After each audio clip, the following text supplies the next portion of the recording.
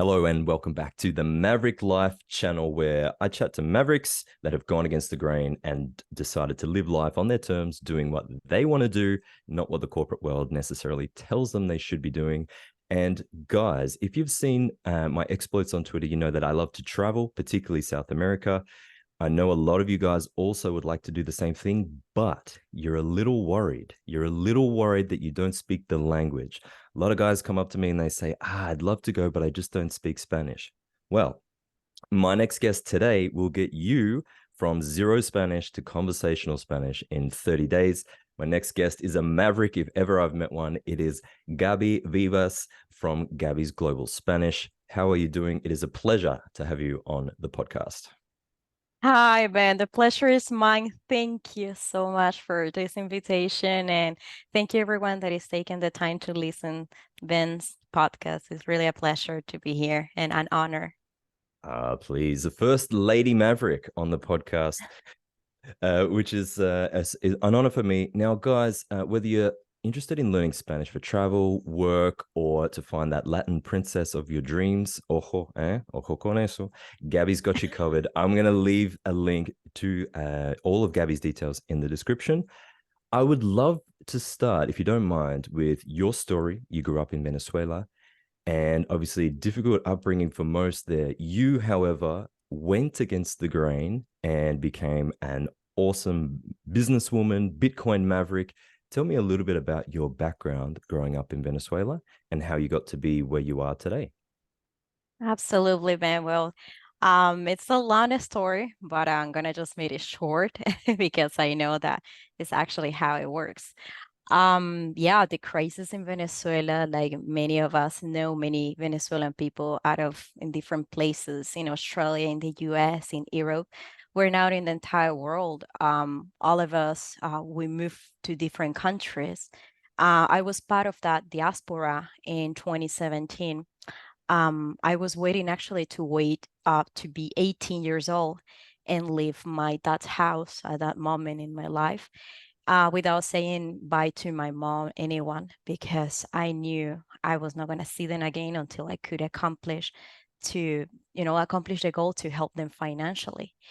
And I went to Colombia in 2017, where actually everything started for me in the business world, in Bitcoin, and all of this. So during my time in Venezuela, I learned so much about what were my skills. And one of those were to speak with people and languages. So at that time, there were many people going to Canada, going to France. There were many possibilities to go abroad. And previously, I was learning different languages when I was in the university. But because of manifestations and all of that, I was actually just learning by myself. And the need that gave me, that crisis, seeing people living, I saw it as an opportunity. And when I was 16, 17 years old, I made my first courses for a small university. And that's how I enrolled friends of mine, neighbors, everybody that I knew. And I started to sell that in dollars because my first job, it was as a kindergarten teacher for a bilingual school. But actually, they were paying me $10 a month in the exchange rate. Wow. So yeah, that was my beginning in the language. But I understood from the beginning that anyone that has a need, they will accomplish it fast. You know, Yeah, there's that yeah, ability sorry. to look into a crisis and to see the opportunity on the other side of the coin. So you're 16 when effectively when you start to get into some form of business. Where did you learn English? How long have you been speaking English for? Because you speak amazingly well. Yeah, so I was learning in Venezuela. It was the beginning. Actually, there were like a public universities that allowed to go once per month or 4 times per month, like for free, or you just needed to pay a small amount of money for teachers. And I was always joining those clubs. I knew that people that were looking for scholarships needed to travel. And thanks to actually learning language allowed me to won a scholarship. So when I was around 13 years old, 14 years old, I was like in an organization called Rotary International. And since I was 13, I was like going every day to this organization to know how actually won that scholarship. And because of my mind, I said the Venezuela is going pretty bad. I won a scholarship, and that allowed me to go abroad to France and learn French and also English, and everything was paid by this organization. So when I come back to Venezuela is when all the crisis was like I was coming from heaven to hell. Just exactly. And it was one of the most difficult situations to be underground, to be, on earth and understand like, okay, why this type of situation happens, why people in other parts of the world are not living what I'm living here. And that made me become really mature and understand that I needed to leave my country. And my only tool was just two languages, actually. It was just one language because I was able to learn English, but, not the ability to actually work in a company. Okay. Was there one defining moment where you just decided, okay, this is it. I have to leave my home country? Because it's not a small thing, right? And I mean, you got your family there, you got your friends there, all your upbringing. Was there one moment, or it was just a succession of events where you just said, okay, I have to get up and leave here? It was an exact moment when I was doing a long queue for a kilo of chicken. Wow. And first, the money that I had in my account, which was around $12, something like that, it was not enough because the exchange rate changed the exact moment I was gonna pay. Yeah. And I arrived to my house and there were just soup and just a small arepa. That was the moment that I said, this is not what I'm gonna be living. I need to do something. I need to change that reality because again, that exact moment in the supermarket, knowing that my exchange rate, I was in my mind thinking I was able to pay, but the cashier told me that's not enough. Your card got declined. And I check and it's like, of course, it's not enough. That Mm. was the point when I was 17 that I said, this is what I'm not gonna be allowing myself to live in my kids or any of my family. So yeah, that was the beginning of everything. Okay. And then from there, what happens with your family? Did they want to leave or they didn't want to leave? Did they try and encourage you to stay? I'm just imagining that emotional difficulty of you have the realization that you need to leave, but obviously emotionally you've got a lot invested. Was your family supportive? Are they still there? So when I was living in Venezuela, nobody knew I had that idea in my mind. Okay. I'm really happy person. But when I'm planning something, I do it right in order to give them a better result from what they were living. So I left the 23rd of January of 2017. And I didn't say goodbye. I just said to my dad I was going to just visit some friends to see if I could work with the courses I made previously that I was selling. So that was the small lie for him to feel reassured I was going to be having a job. So that was the beginning of all my adventure in Colombia and then in the entire world. Okay. So Amazing. yeah. So you were what, 17, 18? When you left Colombia, where did you go from there? So in Colombia, I actually it's the perfect place that I can say that changed my life. Um, in Colombia, I stayed for about a year and a half. I was helping my dad to. I didn't know that my grandma was Colombian, Okay. and in Bogota, we found the documents. That's how all the passport stuff started as well. Yeah, yeah. And we make the research of my grandma, and my dad took those documents and he said, hey, you're not able to get the Venezuelan passport, but do your best to get the Colombian one. And that's what I did. The What? beginning was, yeah. And we did in less than 6 months to find all the documents of my grandma, going to the church that actually she was, because in Colombia there was no like an area where you go with lawyers. No, you went to the church and you put the name. And we found all of that. And my dad got the chance to get the Colombian passport, Colombian papers, and Colombian passport as well. So I brought him with me. Wow. And yeah, and then I got my Colombian nationality, which allowed me to have a stable job. And thanks to that opportunity, I was living in a house where there was the owner had like different areas that allow me to be in the female area. And he was always look like seeing that every day I was arriving really late, but with clients in the way that I was teaching them in the garage. I was teaching French and English, right? And he was like, "You're working so hard, but your money is getting devalued here. That energy is gonna be wasted when you're gonna be my age." And it's gonna be happening the same. Like what you're lived in Venezuela is gonna be worse because you will not be beautiful, and you're not gonna have the energy. He was really straight, you know, Straight to the straightforward. point. Yeah, yeah. Yeah. And I was like, I don't understand what you're saying. He said invest in Bitcoin. I was like, what's Bitcoin?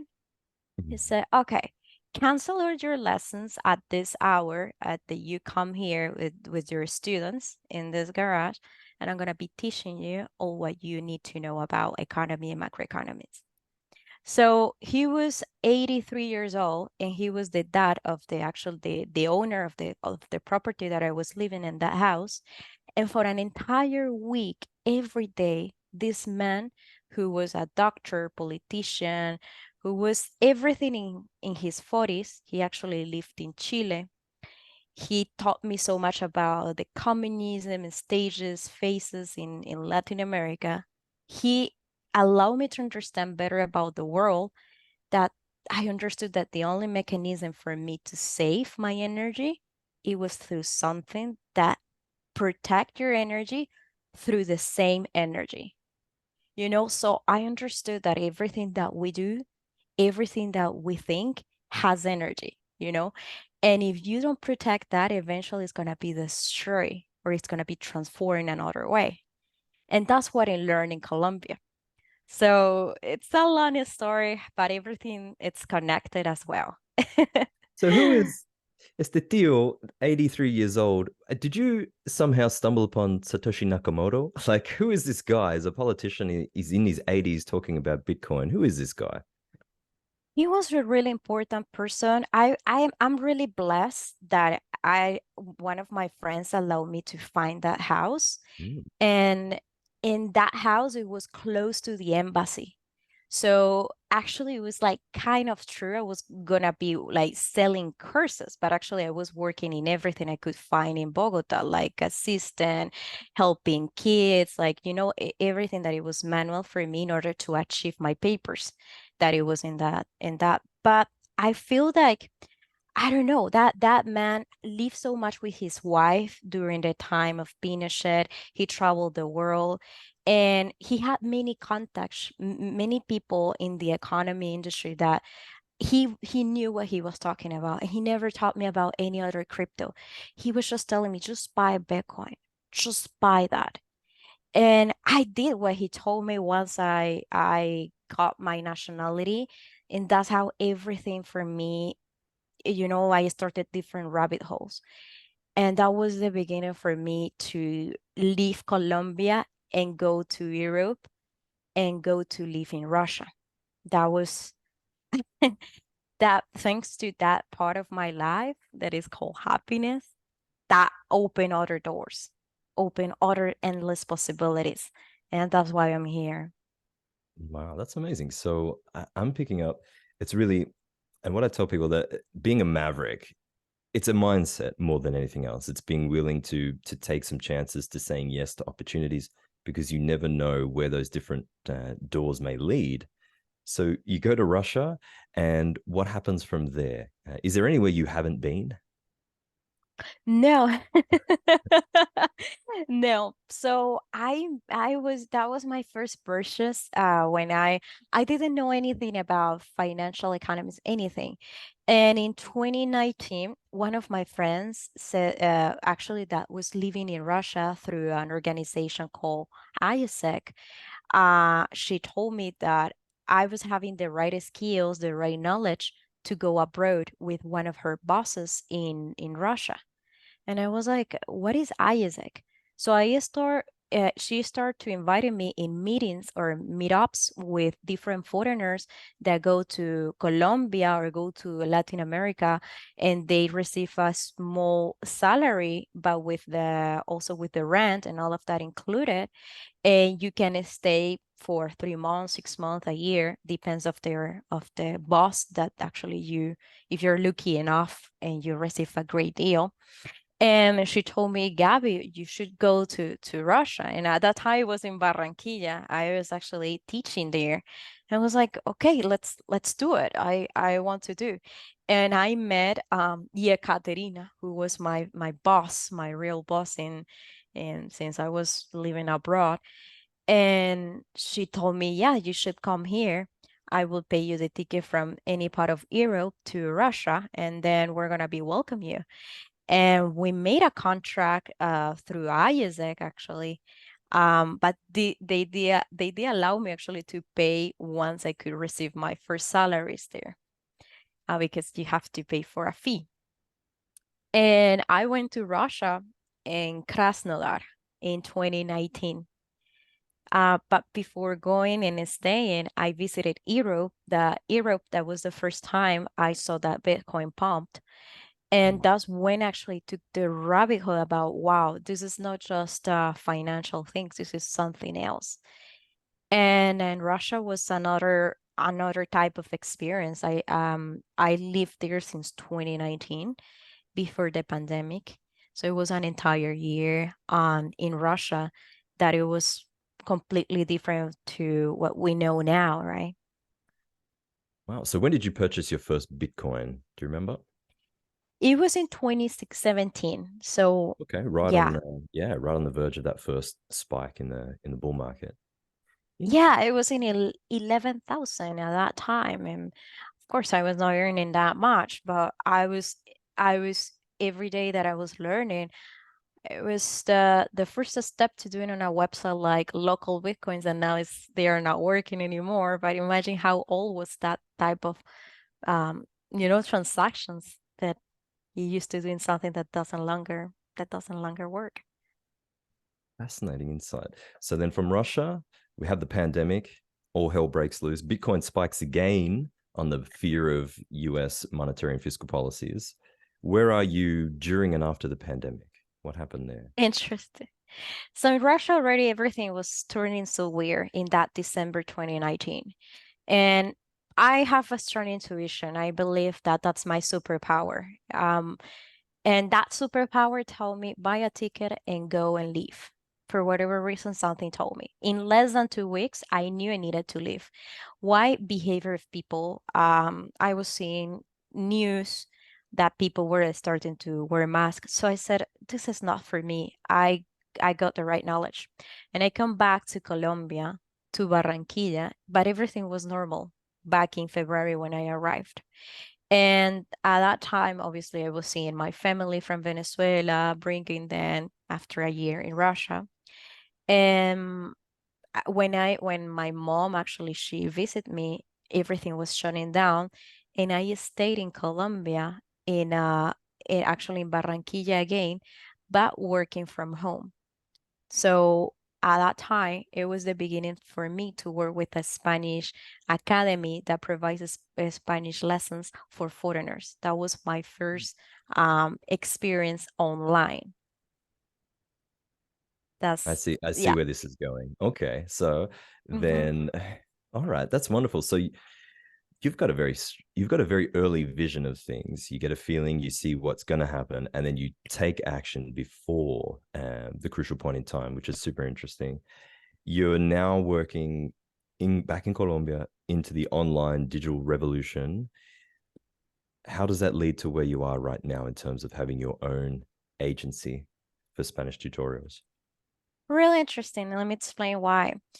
The academy that hired me, they put me in sales because I was really good at talking to people. Like it was easy. And the owner of the academy, the Canadian owner, he put me on sales and multiple sales were coming from everywhere. So Smart I man. knew how was, yeah, the workflow and all of this. And he always was telling me, hey, for any sale, you're going to be receiving this amount of money. And it passed 1 month, it passed 2 months, it passed 3 months, it passed 4 months. There was a moment that he was putting me just in sales and he was not paying me my commissions. So it was a lot of money at the end that at the month of June of 2020 that I said, I know I'm not silly. His business is running because of me. So I'm good at that. So what I did one day was like, okay, cool. He's not gonna be paying me. I have 6 meetings from new clients. Those are my new clients. So that's how I start my own business actually. So at the end, I started what was I Amigo School with those clients, and I told them, hey, you're gonna be with me, and also you're gonna be with other teachers. And thanks to that way, that's how I incremented my sales and exposure because I already knew where they were coming from. And that's how everything started for me in I Amigo School. Gabby the gangster. I think there is a little bit of Colombian in you. That's amazing though, and good on you for taking that initiative. Okay, so from there, how did you start to build your newfound business into the agency that it is today? How did you? This is a problem that entrepreneurs have. We start things, we get them off the ground, and then we have more work than we can service ourselves. So we hit this critical challenge of hitting scale. How have you been able to grow your business so fast, young lady? Yes, so actually, that's a pretty a good question. You know the J curve, right? Hmm? I have all of that. I have all of that. When I started I Amigo School, that's why I changed the name. The teacher, I didn't know how to manage people, students, or manage people. I was good at sales. I was good at understanding weaknesses, but I was bad at marketing. I was bad in older fields like curriculum structures. And I said, I need to find the right way. So in the business I was working with in the Spanish Academy, that I was the sales representative, he was firing people that they were really good people. So I told them, hey, I'm having good clients that they are staying long term. You want to work for me? And I was paying them a little bit more. And I also told them, hey, let's start even foundation of the academy. And whatever we're gonna be settled down, let's settle down that in the US. I don't know how to do it. I don't know how to create an LLC, but I'm pretty sure we can learn from that. And that's how I start by actually hiring people that they were not longer with some another academy or with another competitors and give them a better treatment. That's how everything started for me. So obviously, it's not like it's not everything pink. That's when it starts the J curve. They were asking for more money. I was just, a backpacker in 2019, right? I was not having even savings. I sold everything that I bought in 2017. I was not having anything.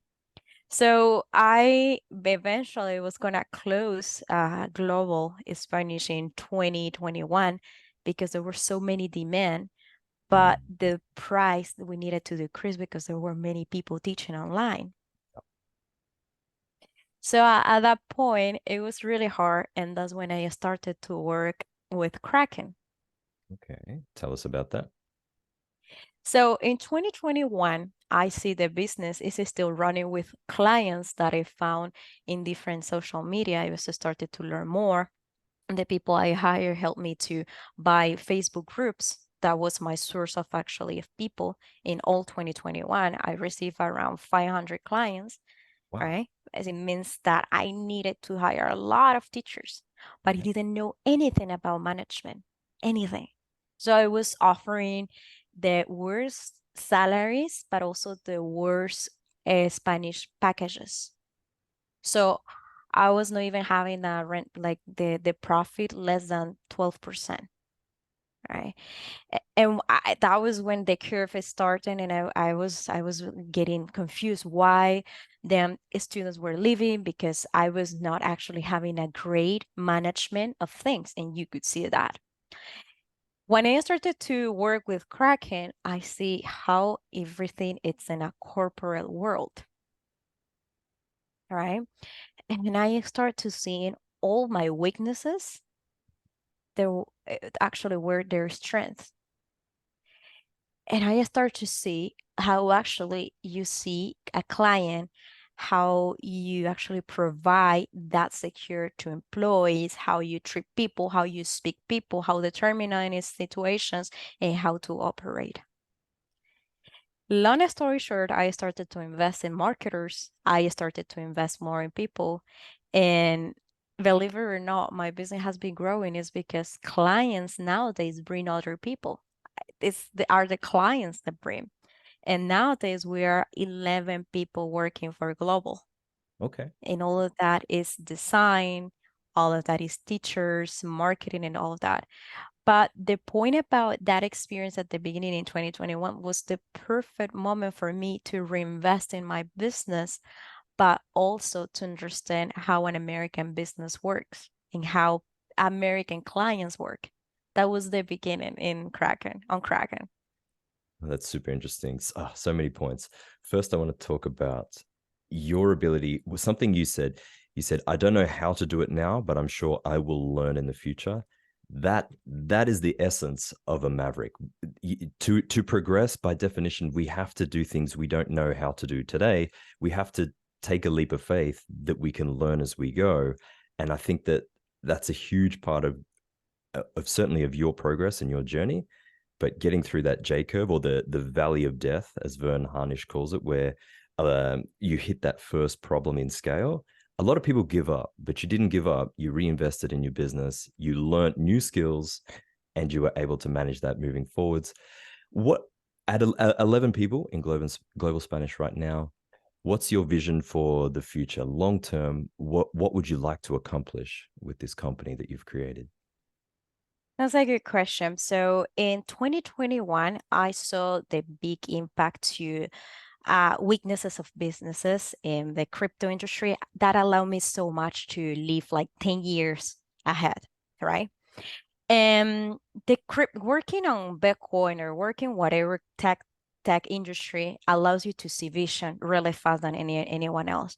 So in my industry, I know that I'm gonna be growing more about translations, lessons, how to actually speak about residences, how to interact with people, lessons for kids, and all of this. All those components are going to be developing in the next 3, 5 years. And I know that my business it's already developing even for B2B businesses, right? I'm already even working with other people that needs services, not for lessons, just for translation, right? Small, even artificial intelligence, I'm not even frustrated with that. I know that it's important to have humans' skills, and the artificial intelligence needs to be with that. And actually, we use that inside of our business, how to actually implement the tools to increase the podcast, or how to increase the videos and all of that.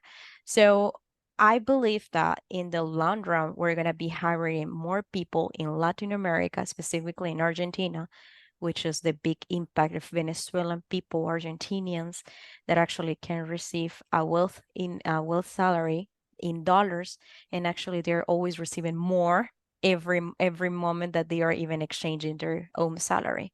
So that's pretty cool, and I see the big expansion of global Spanish and also touching base and global Portuguese, which is what we are doing right now with other entrepreneurs.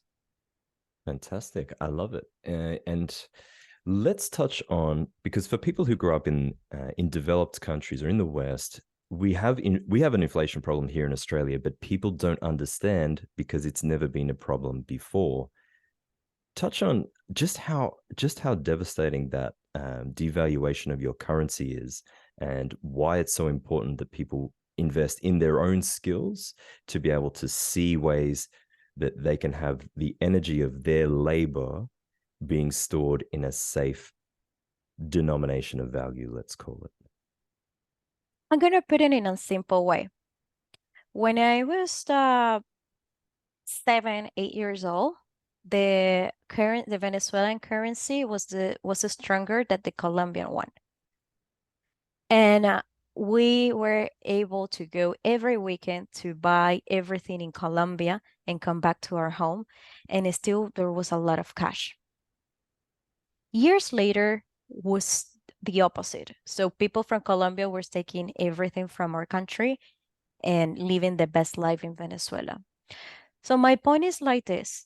If you want to have the comfort of life in the next 10, 20, 30 years, that your habits, your daily routine, your food, the type of living, the type of entertainment you have doesn't change, you need to keep developing the skills because the printing money is in every part of the world. It is just something normal in every country. So if I saw that since I was 7, 8 years old, seeing that the purchase of power of my parents was so strong, and then through the years, it was weak that we wouldn't have even food. Imagine that's gonna be happening in the next 15 years if people just don't stop looking at this for a moment. So that's what happens. Change everything that you know, everything that you do, everything that you eat, because now everybody's believing that eating bugs is the good thing, is a healthy thing. So that's one of the things that I always tell people. You have to maintain your good life balance in the next 20, 30 years. And everything that happens in the world shouldn't be affecting you. That's my goal. And I hope that everyone has that mindset or that goal. But again, that's always something that we need to be working on every day. Absolutely. So investing in skills, investing in sound sources or stores of value. What else can people do? You're touching on geo arbitrage and some flag theory about having residencies in different places, even if it's just as an option. What else would you suggest people do if they're listening to this and want to protect themselves for the future? Is there anything else you can think of? Absolutely. The residence, as you were mentioning, the flag theory, as you just mentioned, Benjamin. Um, I love the idea that any government has the power on you. And again, they're gonna be always try to take everything from you, no matter what. That's what happened in my country. That's what happens in any other past history that we all know. But the idea is that you focus that this year in 2023, the best banks, they were shutting down with all customers' funds. Why to have your funds in banks that in the same country of residence when you can actually have other procedures in other parts of the world? That's one of the things. Why to that is your money, your energy, everything that you put that is for your children, for your grandkids, or for your retirement, trust and so in a society or in our government that they don't even give you the real information. So that's one of the things. Find the best opportunity to move your funds. Find another way that we actually you live a good quality of life out of the place where you are, and you actually see what you deserve, because that's the thing. Like nowadays we have the mentality that we don't deserve to live a life, that we need just to go to work and not to enjoy life and just to pay taxes. All right. But what about if we tell you that the geo arbitrage you can do by living in other places, at least in a short term, and that you can save a couple of $1,000s from your incomes, and that you can come back renovated, rejuvenated, living the life and pursuing, a residence in Latin America, in Brazil, where you can have good friends, you can have good people that actually love you for who you are. It's actually pretty cool. And that's what I will always suggest. That's amazing. I could not agree more. This is music to my ears. Audio only viewers who can't see my face right now. I think I'm falling in love real time on camera. But that 100% diversification, security, giving yourself options is certainly something that I'm doing, and I encourage other people to do the same.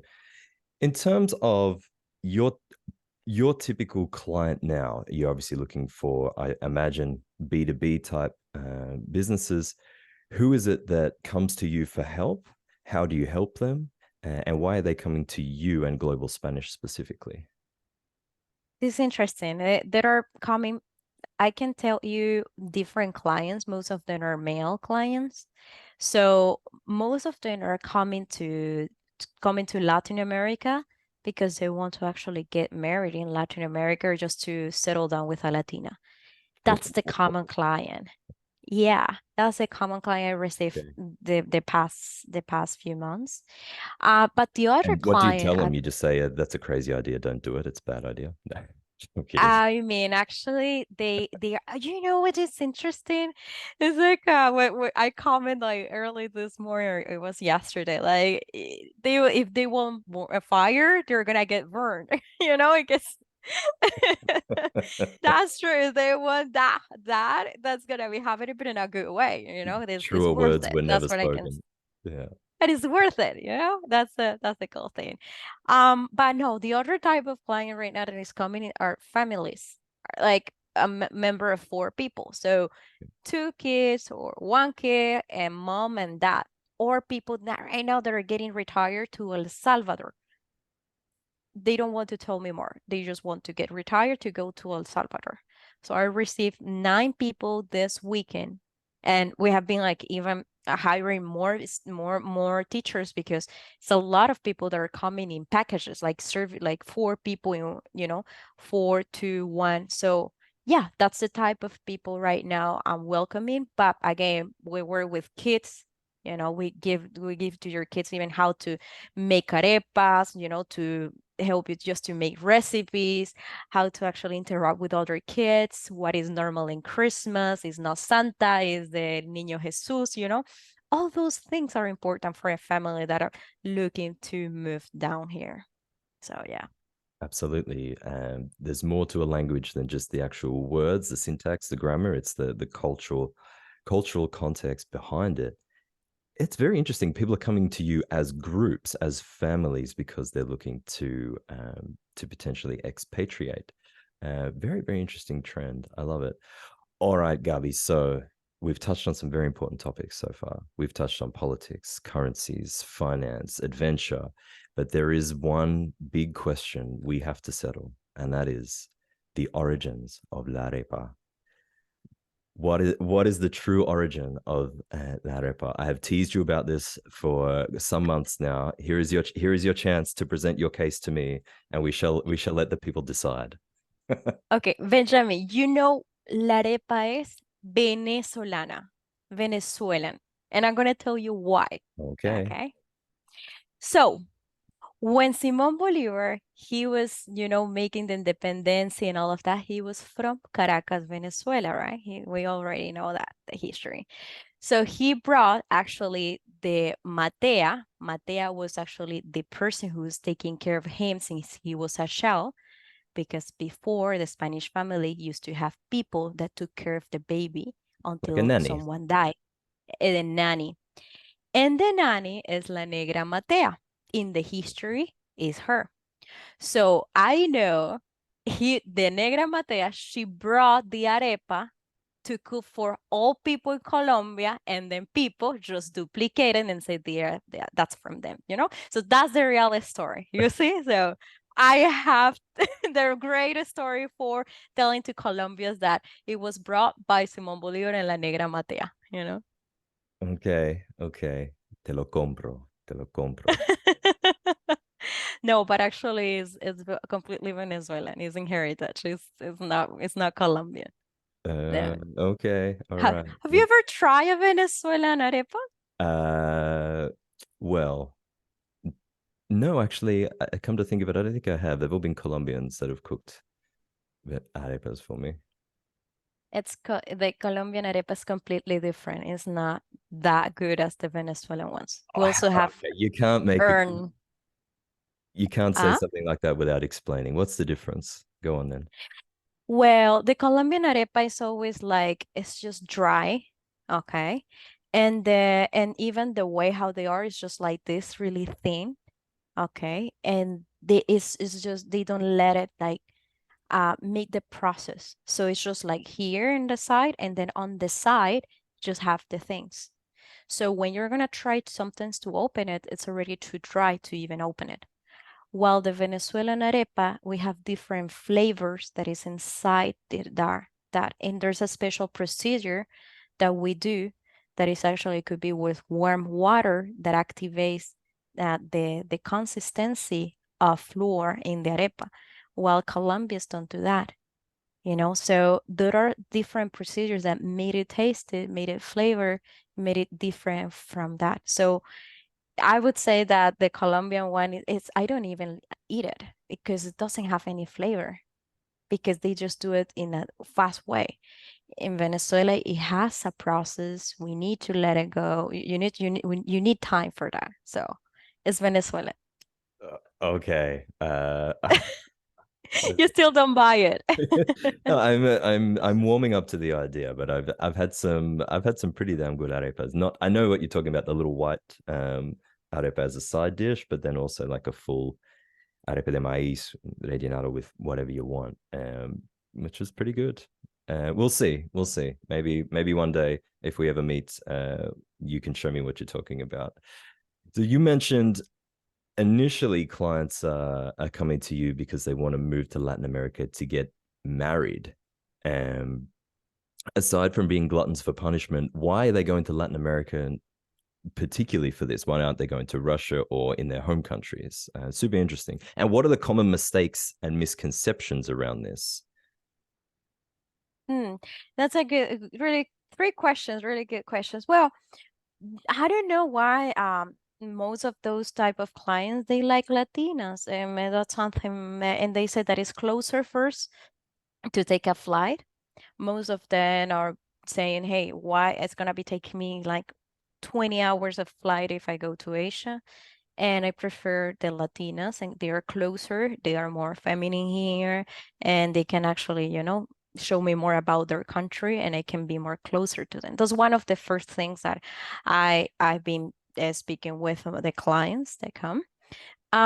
Regarding the way how they take that decision is because they say it that it's most of men that actually are in their 30s, early 30s, and also early 40s. Yeah, are you? No, my early 30s. You Okay. were describing me. Except for me, it's about the adrenaline. I love never knowing if I'm going to wake up with both kidneys, and so it's a thrill Uh, trip.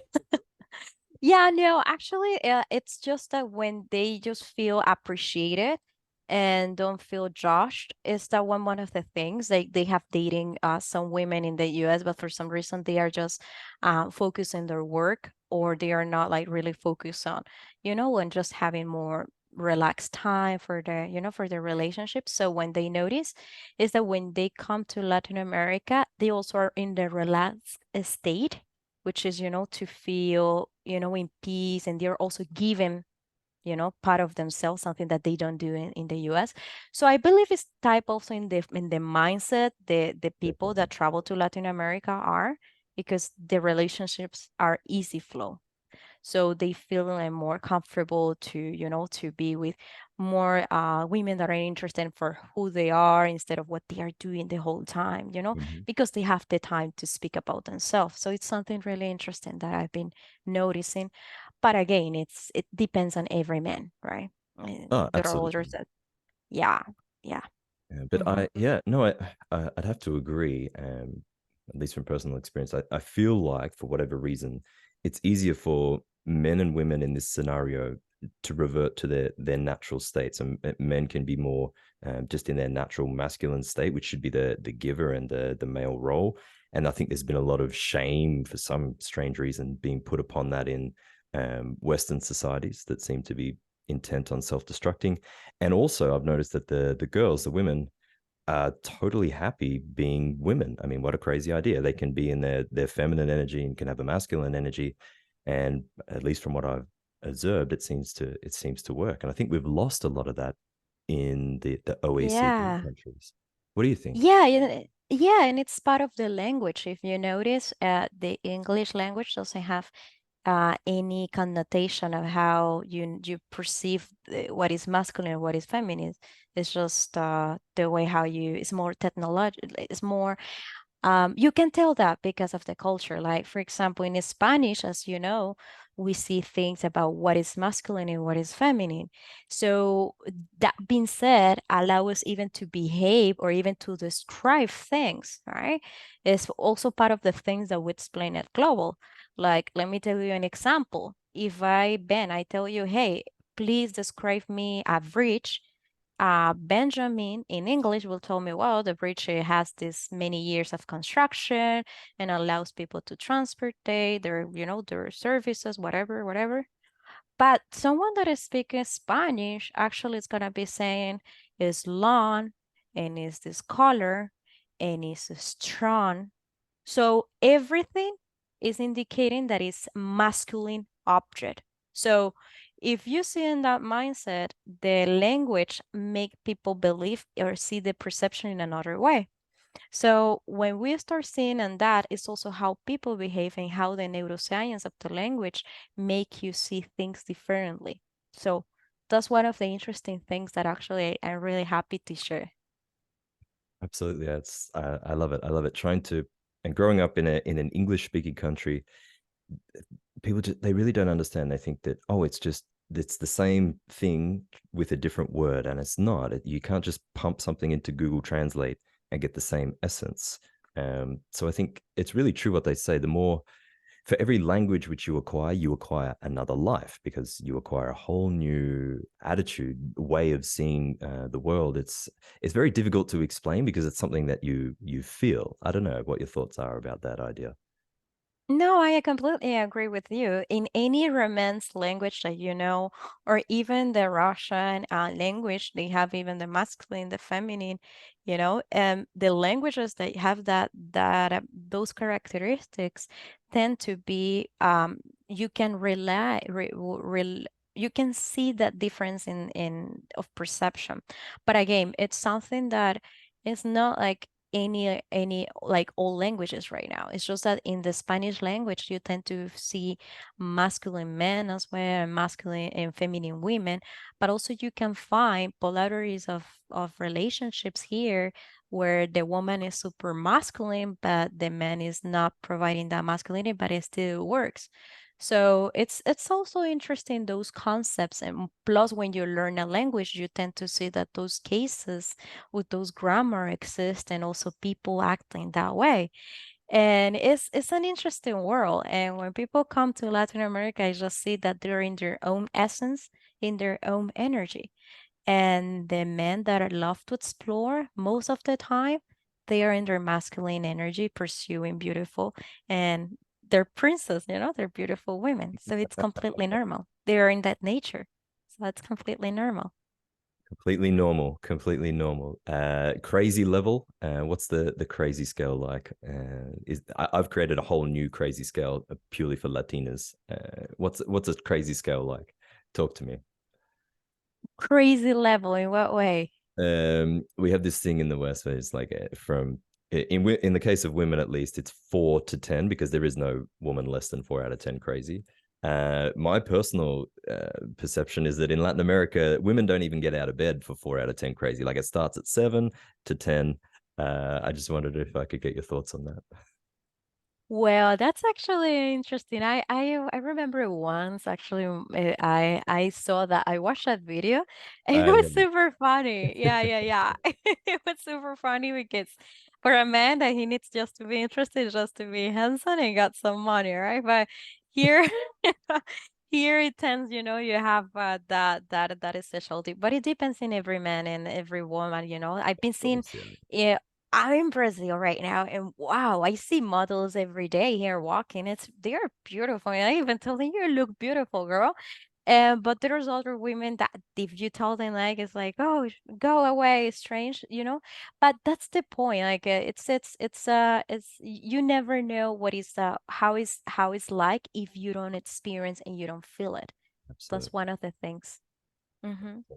No, and for listeners that are going to be annoying, it's a joke. Okay, calm down. It's just a joke. We're coming up on the hour, Abby. People, I believe, have lots of barriers around the fear of starting. So if there's someone listening to this that they want to learn another language, maybe not Spanish, they just want to learn another language, they want to travel, or they want to learn more about finances, they want to have more options in their lives, what advice would you give them? What would you tell that person as your closing comments for our wonderful discussion today? Mm-hmm. When you learn a language, it's because there's something personal for you. It's a growing experience. It's not because it's gonna be giving you an extra money. No, the people that are listening to me now, you already have large possibilities and endless possibilities to find opportunities in the English language, right? But when you learn a language, it's for you, as for communication. And what I would say, if you're learning a language, as I did in different experiences, learning Portuguese, learning French, learning Italian, the key is to learn how to communicate and how to see the world how they see it. No matter how the mistakes you're saying or the accent, focus on the communication. Why? Because if you focus on that, then in the ways you're gonna be getting to the accent, you're gonna be getting to the expression, you're gonna get into all that. But don't complicate. If you want to say the house is green, just you can point it out and you say green. Then the other day you learned about the word house green. And then people will understand that you're mentioning about the house. So that's what you need to be focused. Learn how to actually communicate. That is the key base on any language, and feel it. Feel it how they say it, feel it how they express it. And then you're going to be able to communicate. But just be focused on that. A lot of wisdom in what you just said. Me, Gabby, it was an absolute pleasure talking to you today. I can't wait to catch up for another chat down the track. Guys, links to Gabby Global Spanish will be in the description. Please make sure you follow her on Twitter. Very entertaining account. And if you guys are up for it, leave a comment if you want to see Gabby from Global Spanish grade my Spanish. I will take the leap of faith in another episode next time we catch up. Anything you wish to leave us with, Gabby, before we wrap up? Well, but I would say that thank you, Benjamin, and thank you for anyone who listened until this time. I hope that everything I said, I encourage you to start a new chapter in 2024 and also to become the best version of you. It's just letting you know that everything that you put in your mind, it's gonna be in that way. So you nurture yourself and have another type of conversation for you. Absolutely So fantastic. Thank you yeah. so very much, guys. Don't let fear get in the way. That's not the Maverick mindset. Take care, guys. I'll see you in another episode of the Maverick Life shortly. Bye now.